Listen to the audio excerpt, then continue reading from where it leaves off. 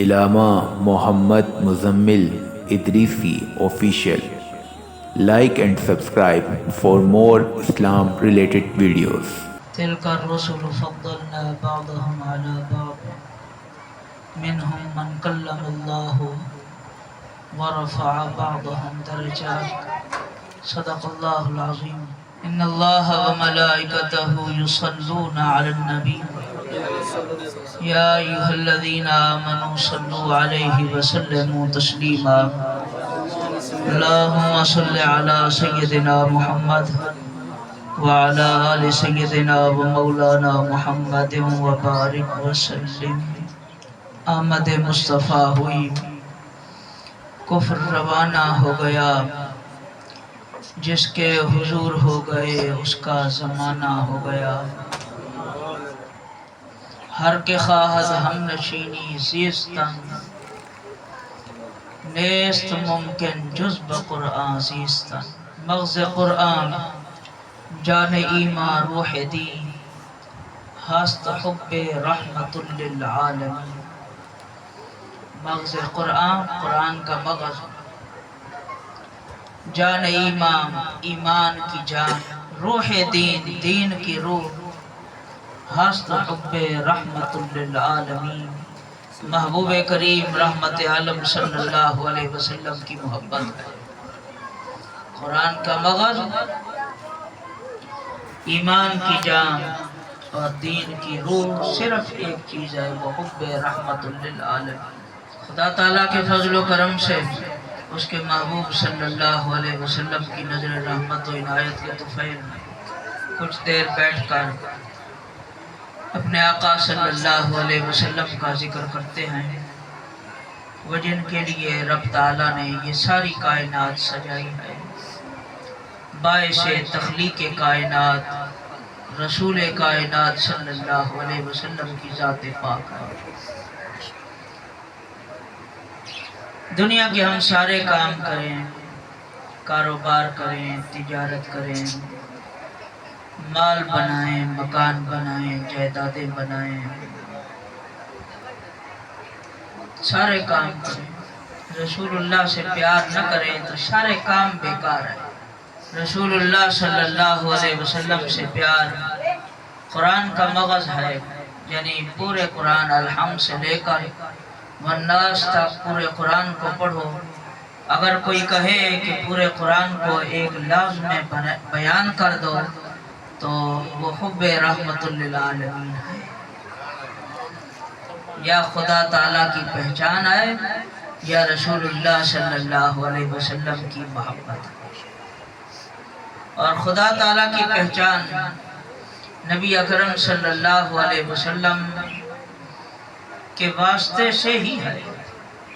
اگر درمیان میں سے واسطہ مصطفیٰ کریم علیہ السلام نکال دیا جائے تو بڑی محنت کے بعد خدا تعالیٰ تک بندہ پہنچتا ہے. اور اگر دربار رسالت باب صلی اللہ علیہ وسلم میں آ جائے اور آ کر پوچھے کہ خدا تعالیٰ کی معرفت اور پہچان کیا ہے، دو لفظوں میں اللہ کا قرآن محبوب کی زبان سے ارشاد فرماتا ہے، قل هو اللہ احد. کہہ دیں وہ اللہ ایک ہے، اللہ الصمد، وہ بے نیاز ہے، لم یلد ولم یولد، نہ وہ کسی کی اولاد اور نہ اس کی کوئی اولاد ہے، وَلَمْ يَكُنْ لَهُ كُفُوًا أَحَدٌ، کوئی بھی اس کا ہم پلہ نہیں. ہم اہل سنت والجماعت ہیں، اللہ تعالیٰ سے پیار کرتے ہیں. سب بولے اللہ سے پیار کرتے ہیں، اس لیے اس کے حضور 5 وقت نماز با جماعت پڑھ کر سر بسجود ہو کر اعلان کرتے ہیں، سبحان ربی الاعلیٰ، پاک ہے میرا رب جو سب سے بلند ہے. یہ خدا سے محبت کی دلیل ہے. فجر کے وقت نرم نازک بستروں کو چھوڑتے ہیں، میٹھی نیند کو خیر بات کہتے ہیں، مصلی پر کھڑے ہو کر اس کی کبریائی اور عظمت کے گنگناتے ہیں. کیوں؟ کہ اس لیے کہ اس سے پیار ہے، خدا تعالیٰ سے پیار ہے. دل نہیں کرتا ہے اسکولوں کو چھوڑنے کو، لیکن پھر بھی 2 گھنٹے نکال کر بڑی مشکل سے اپنے بچوں کو قرآن کریم پڑھانے کے لیے بھیج دیتے ہیں۔ کیوں؟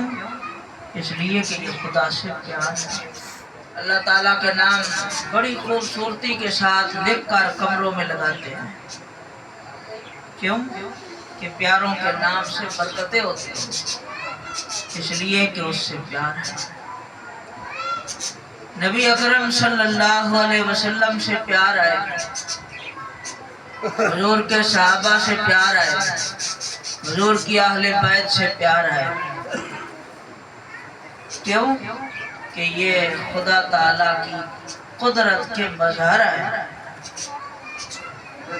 انبیاء، مرسلین، خود سید عالم صلی اللہ علیہ وسلم اللہ تعالیٰ کی قدرت کا مظہر ہے۔ کوئی بندہ فیکٹری بناتا ہے، کاروبار کرتا ہے، نمونہ تیار کرتا ہے، پھر اس نمونے کو مارکیٹ میں بھیجتا ہے، اس کی نمائش کراتا ہے، مختلف مارکیٹوں میں جاتا ہے، مختلف نمائش کے پروگراموں میں جا کر اس کے متعلق گفتگو کرتا ہے، لٹریچر تقسیم کرتا ہے کہ یہ چیز ہے جو ہم نے بنائی ہے۔ رب تعالیٰ نے زمین بنائی، آسمان بنایا، چاند سورج ستارے بنائے، عرش کرسی بنائے، لوح محفوظ بنایا، سدرۃ المنتہا بنایا، جنت بنائی، دوزخ بنائی، پل صراط بنایا، حوض کوثر بنایا۔ خدا جانے اس کائنات میں خدا نے کتنی چیزیں اپنے کارخانہ قدرت میں تیار کی، جس کا عقل میں آنا ناممکن، زبان پر لانا ناممکن، تصور کرنا ناممکن، الفاظ میں اس کو بیان کرنا ناممکن۔ یہ ساری کائنات اس نے سجائی، لیکن کسی شے کو اپنی ہستی پر کامل دلیل کے طور پر پیش نہ کیا۔ اگر اپنی ہستی پر، اپنے وجود پر کسی شے کو کامل دلیل کے طور پر پیش کیا تو فرمایا قد جاءکم برہان من ربکم، اے لوگوں یہ کائنات ساری دیکھ لو، یہ ساری کی ساری میری ہستی پر دلیل ہے۔ اگر کوئی کامل دلیل میری ہستی پر اس ساری کائنات میں موجود ہے تو وہ میرے محبوب کریم علیہ السلام کی ذات پاک۔ سبحان اللہ۔ ساری کائنات میں خدا کی ہستی پر سب سے کامل اور اکمل دلیل ذات مصطفیٰ صلی اللہ علیہ وسلم ہے۔ ہم حضور کی تعریف کرتے ہیں، حقیقت میں یہ تعریف کس کی ہے؟ بولیے، ڈر کے نہیں بولنا، بلند آواز۔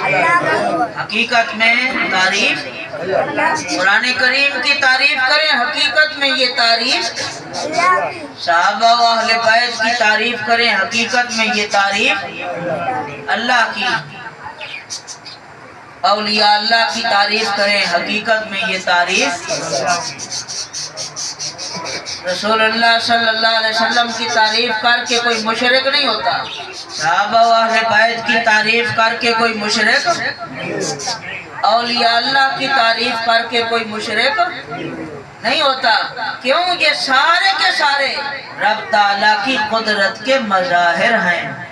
جس طرح یہ زمین قدرت کا مظہر ہے، یہ آسمان رب کی قدرت کا مظہر ہے، یہ چاند سورج ستارے اس کی قدرت اور اس کی صنعت، اس کی کاریگری کے مظہر ہیں، اسی طرح رسول کائنات بھی اس کی کاریگری کے مظہر ہیں، آپ کے صحابہ و اہل بیت بھی اس کی صنعت اور اس کی قدرت کے مظاہر ہیں، اسی طرح اولیاء کاملین بھی رب کی قدرت کے مظہر ہیں۔ اگر ہم تعریف کریں کسی ولی کامل کی تو تعریف اس خالق کی کائنات کی کس کی ہوتی ہے؟ یہ تو چند باتیں میں نے بطور تمہید عرض کیا ہے، اب چند باتیں اور جو غور سے سنیں کہ اللہ کریم نے چونکہ میلاد پاک کی محفل ہے، حضور اکرم صلی اللہ علیہ وسلم کا ذکر خیر ضروری ہے، ویسے بھی کائنات ساری کر رہی ہے اور انشاءاللہ تا صبح قیامت جاری و ساری.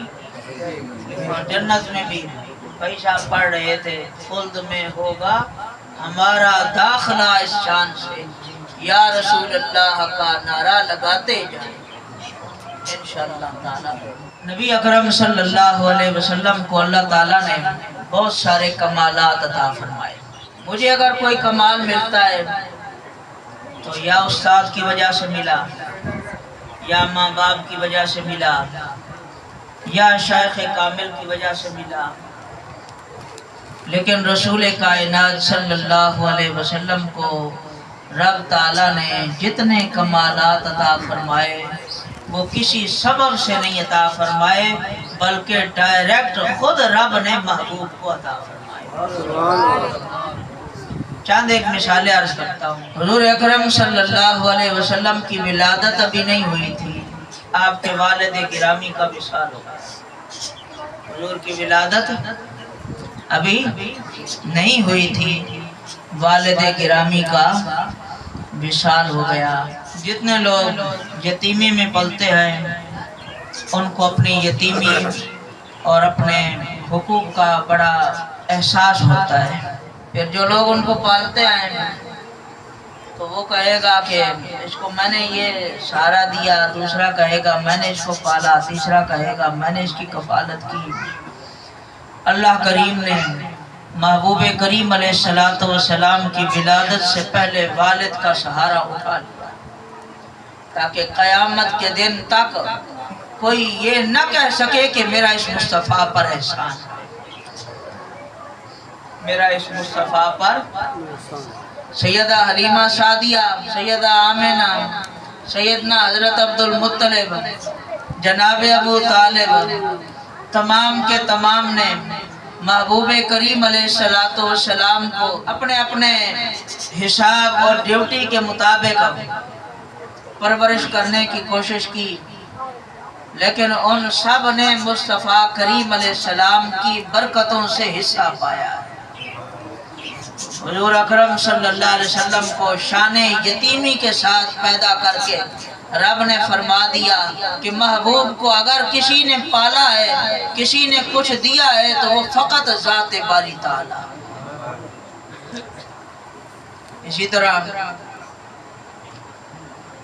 حضور کی ولادت پیر کے دن ہوئی، جمعرات کے دن نہیں ہوئی، جمعہ کے دن. یہ دو دن ابتدا سے بڑی عظمت والے.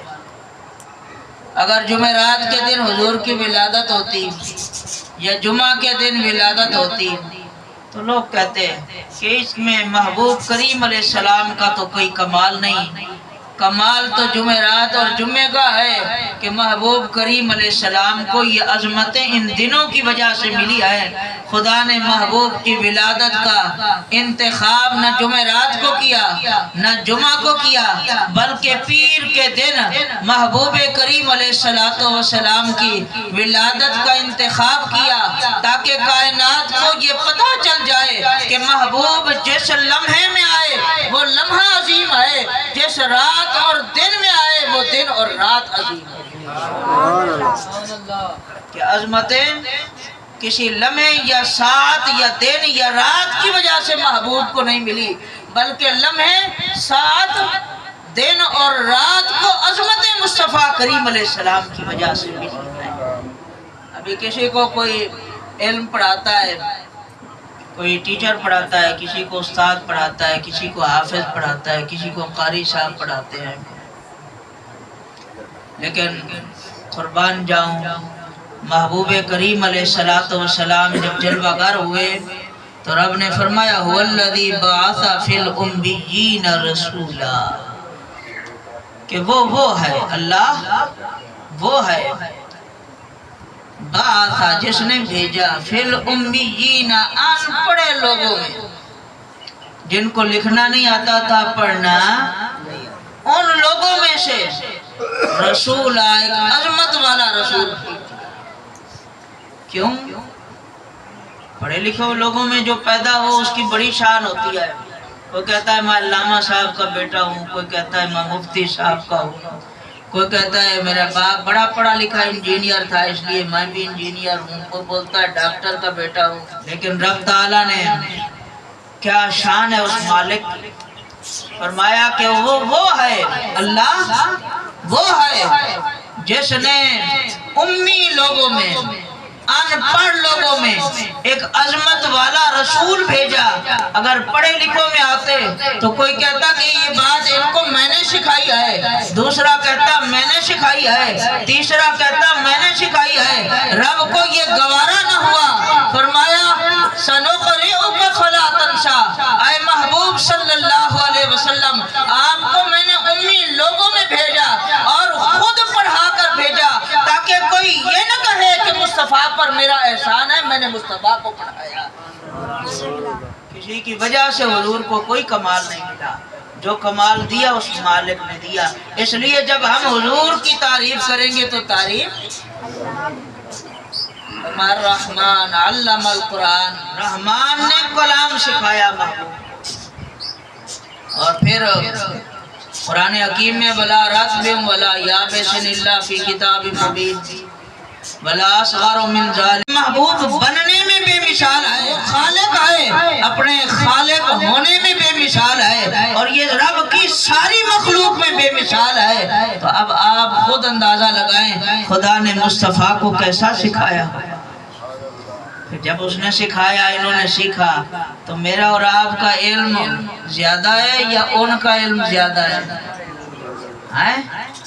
کسی مولوی کا علم وہاں تک پہنچ سکتا ہے، کسی مفتی کا، کسی مناظر کا، کسی شیخ الحدیث کا، کسی اسکالر کا، کسی انجینئر کا، کسی مذہبی اسکالر کا، کسی موٹیویشنل اسپیکر کا، کسی کا علم پہنچ سکتا ہے؟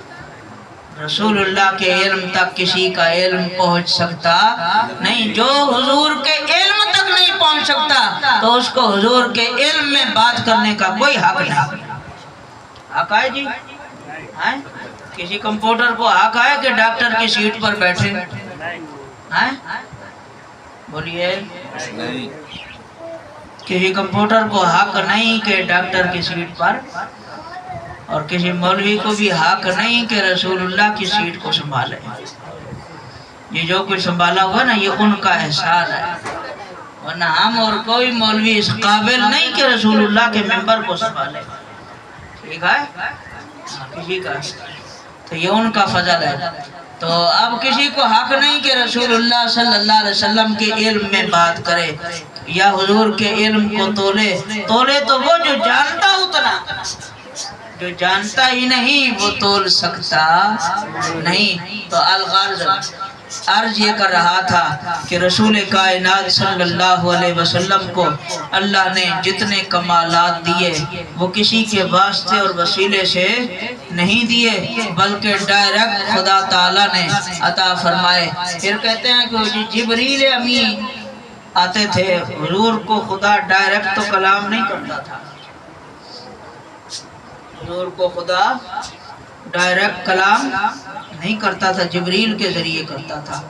جنہوں نے وحی کی قسمیں پڑھی ہوں گی نا، وحی کس کس انداز میں اور کیسے کیسے ہوئی، وہ جانتے ہیں کہ قرآن جبریل کے ذریعے سے بھی آتا تھا، قرآن جبریل کے ذریعے سے بھی آتا تھا، اور قرآن ڈائریکٹ خدا اپنے سامنے بٹھا کر محبوب کو عطا بھی فرماتا تھا۔ بعض ایسی آیتیں جبریل امین لے کر آئے لیکن ان کو معلوم نہ تھا کہ اس کا مفہوم کیا ہے، جبریل کو بھی معلوم نہ تھا۔ جبریل امین لے کر آئے کاف ہا یا عین صاد، انہوں نے آ کر کہا کاف، حضور نے فرمایا میں سمجھ گیا۔ عرض کی ہا، حضور نے فرمایا عارف تو میں پہچان گیا۔ انہوں نے عرض کی یا، حضور نے فرمایا میں سمجھ گیا۔ عین سمجھ گیا، صاد سمجھ گیا۔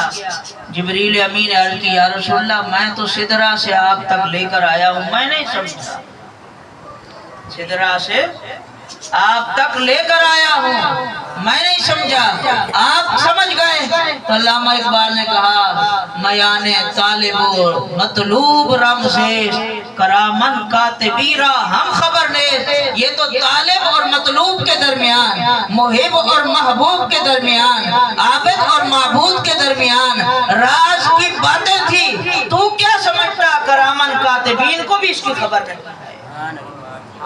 تو حضور اکرم صلی اللہ علیہ وسلم کو خدا نے وہ کچھ بھی عطا فرمایا جو جبریل نہیں جانتے تھے۔ حضرت ابو ہریرہ فرماتے ہیں حضور نے مجھے 3 طرح کے علم پڑھایا ہے۔ مشکوٰۃ شریف حدیث ہے، کتنی طرح کے علم پڑھایا ہے؟ 3 طرح کے علم پڑھائے۔ ایک وہ علم جو میں نے سب میں پھیلا دیا، حدیث میں جو کچھ انہوں نے بیان کیا۔ دوسرا وہ جو خواص کو عطا کیا گیا، اور تیسرا وہ ایسا علم بھی ہے اگر میں اس کو زبان پر لاؤں تو یہاں پر چھری چل جائے، تلوار چل جائے۔ یہ جبریل کو حضور نے ایسے علم عطا فرمایا۔ تو اللہ نے اپنے محبوب صلی اللہ علیہ وسلم کو جتنے کمالات دیے وہ سارے کے سارے کمالات بن واسطہ اور بغیر وسیلے کے عطا فرمائے، تاکہ کائنات میں محبوب پر احسان کرنے والا کوئی نہ ہو۔ حضور کی شجاعت، حضور کی بہادری، حضور کا حسن، اگر ان پر بات کریں تو بڑی لمبی چوڑی بات ہو جائے، لیکن یہ ساری چیزیں رب تعالیٰ نے بن واسطے، یعنی کہ کسی کو حضور پر احسان نہیں ٹھہرنے دیا، سارے احسانات اسی کے۔ اور حضور جو ہم میں جلوہ گر ہوئے، یہ بھی اللہ کا ہم پر بہت بڑا احسان ہے۔ اللہ کریم اس احسان پر ساری زندگی شکریہ ادا کرنے کی توفیق عطا فرمائے۔